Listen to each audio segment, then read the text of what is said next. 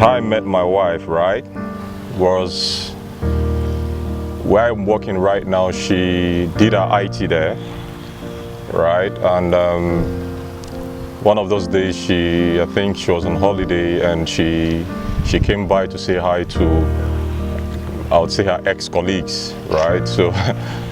So she came by. I was seated inside, and she was talking outside actually.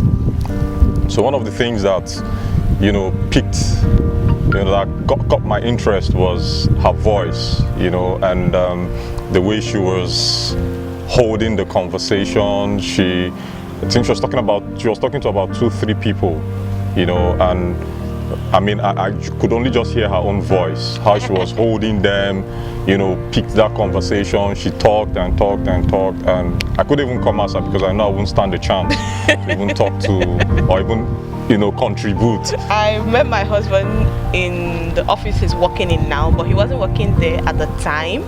I did my IT there, so I went to just say hi, old colleagues, old friends. I didn't see him, although that day. Then I think the next day, maybe I saw him that day or the day after, but I know that I saw him one of the days, and I somehow had a crush on him, Sha. That died later on, Sha.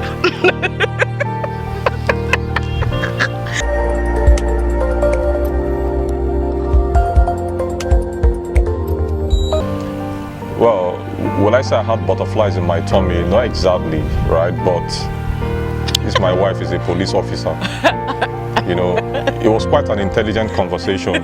For some other girls, they'd be like, okay, this guy is calling me on phone. Or it wasn't like that for my wife. She was very straight. And I can remember her exact words to me. For a guy who was coming to toast a girl, my wife said, please, can you define what you want? Like, very straight.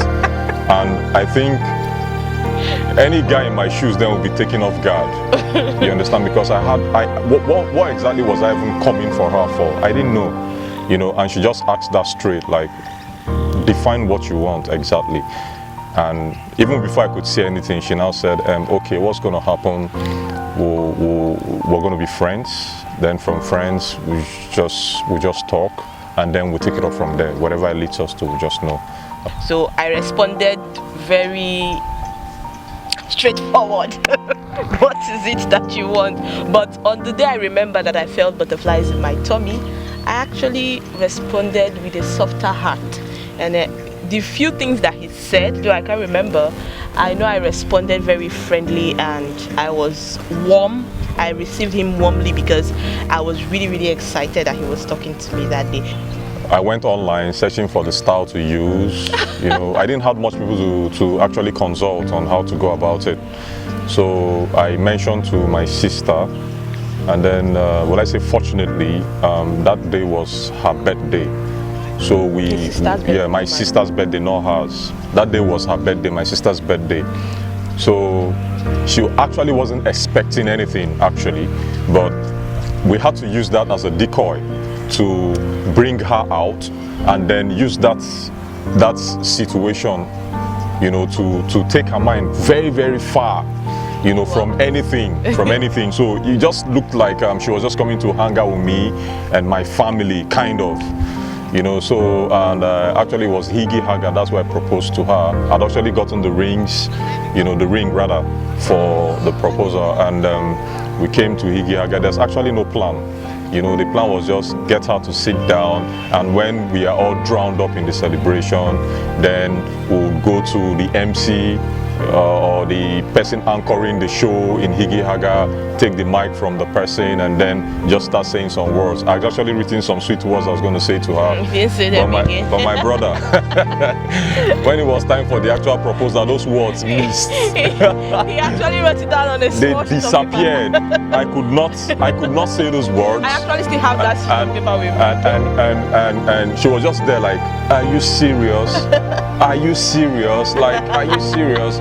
The words were not coming. The whole place was filled up with people, and everybody just turned on standstill, and they were just looking towards our direction. And that's when I knelt down to say, will you marry me?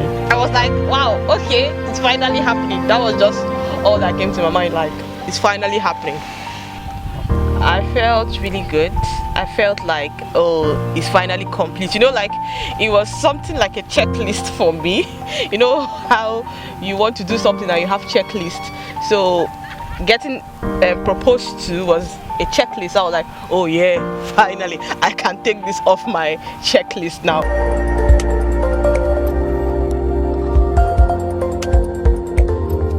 Best moment was when I had to stand at the one door, and then my wife was coming in from the other door. She was going to meet me at the center. That was our best moment. So let's just say my together, best moment. It was awesome. Because it was so emotional. You know, in fact, it was, at that point, that's when it dawned on me, man, you're going to get married. You're getting married. You know, so it was the best moment. And if you can take us back to that video, you see that I actually cried at that time. I cried like a baby. My cry baby. You know, so it was very, very emotional. Those words were just coming out from the, you know, from the sound. It felt like it was me talking actually, but those words were actually in my head. Yeah, and I was like, wow. In fact, it dawned on me, I so much love my wife with all my life and everything I have in me. You know, it just came back to me like, man, you're getting married to the love of your life. So that was my best moment. And to just crown it all, that was my best moment. I actually had to say it up with the tears that was dripping down her shoulders. It did not stop. You know, so the tears rolled down. It kept rolling and rolling. And it was so sweet. That was my best moment. You know the stuff that we ladies say, we like, if my husband doesn't shed a tear when I'm walking down the aisle, I will turn back and do it again. You know, it's a joke. My own came to reality. It's just been a process of learning actually. We're not going to sit here and deceive you that yes, it's all yummy. There's no yummy here. There's actually no yummy. So, but the good thing about it is we're learning each other. There's no yummy. Yeah, there's yummy. There's no yummy. Exactly. So it's been sweet. I have learned. I've come to learn a lot. I've learned from him. I've learned from myself. Like, I can't believe that I taught myself some things in this marriage, and it has just been wonderful.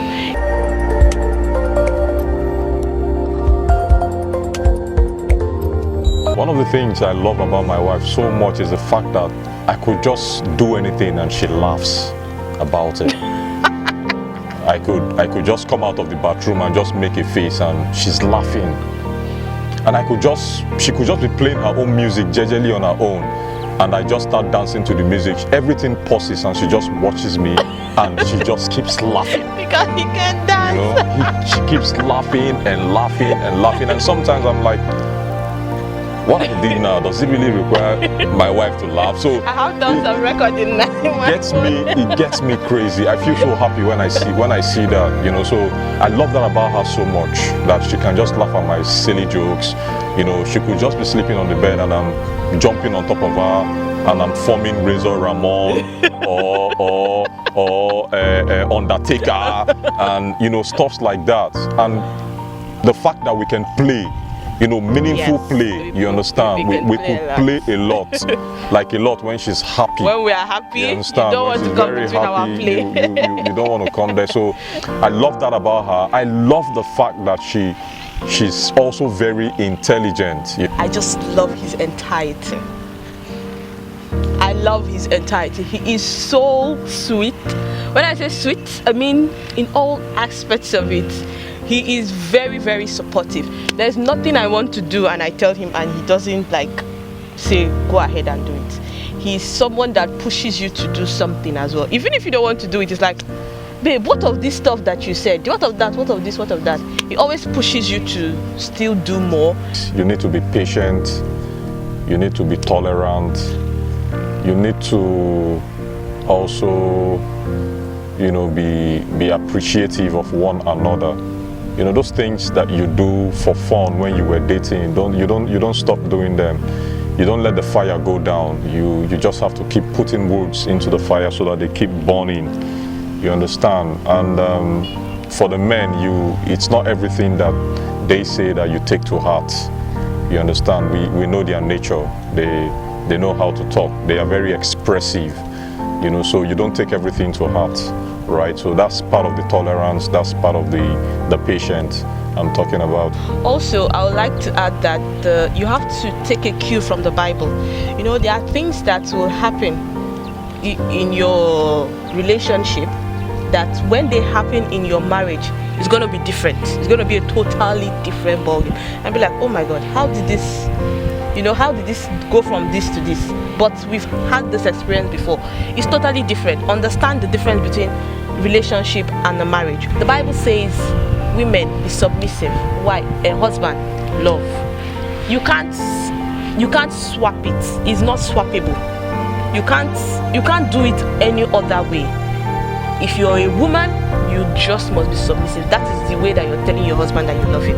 Marriage is also like a school that you never graduate from, so you just have to keep studying. You have to keep studying, be committed to each other. So from us, IBJ brand, from the Madoforos, and we are also the IBJ brand. Yeah. We say thank you, we love you all. Thank you for supporting our marriage for this past 1 year. We love you. Bye.